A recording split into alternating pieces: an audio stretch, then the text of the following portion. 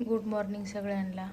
सकाळचे 5 वाजलेत आणि सगळ्यांचे डबे करायचे, तिघांचे पण. तर पनीरची भाजी केली, इकडं जिरा राईस केलं, इकडं तवा ठेवून आता चपात्या करायच्यात, पीठ मळून घेतलं. चला आता मी घेते पटपट आवरून.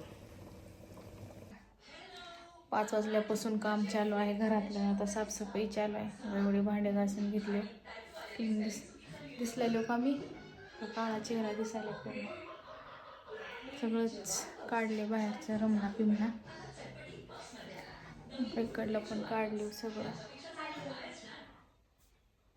इकडलं काढलं.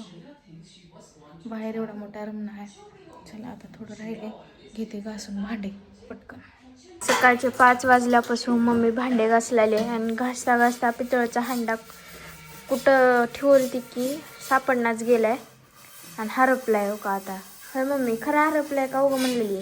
नाही बाय, सगळं घर हुडकले आणि सगळे भांडे काढले बाहेर घासायला. काय डबे काढलेले घाण झाले म्हणून मी बघायला गेले तर त्या बघण्यामध्ये 4 पितळेचे हांडे होते. आता 3च पितळेचे हांडे आहेत. एक पितळाचा हांडा कोण घेऊन गेले की काय माहीत नाही. आता कुणावर नाव घालावं, कोण नेले. आता माझ्या जीवाला एवढं लागले, अक्षरशः मी ह्या पसाराच्या नादात ह्याच्या सकाळपासून जेवाय नाही. टेन्शन आले मला. पितळाचा हांडा कोण नेले की काय नाही की घरातून बघा उचलून असलं राहते का कोण उचलून. मला मागायचं होतं की हांडा पितळाचा दे म्हणून, मी दिले असते उचलून. कशाला न्यायचं? एवढे कपडे राहिले तर मग मिशनला कशाला लावा म्हणून हाताने पटपट धुवून टाकलेले.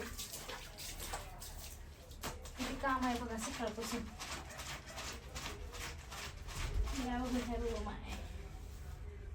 लय अवघड आहे. एक कंटाळा आलाय मला. सकाळी 5 वाजल्यापासून उठल्यापासून काम हातातून सरना गेले. कसं करावं बघा. मिशन लावायचं म्हणजे किंवा पाणी लय चालले म्हणून आज हाताने धुवू लागले.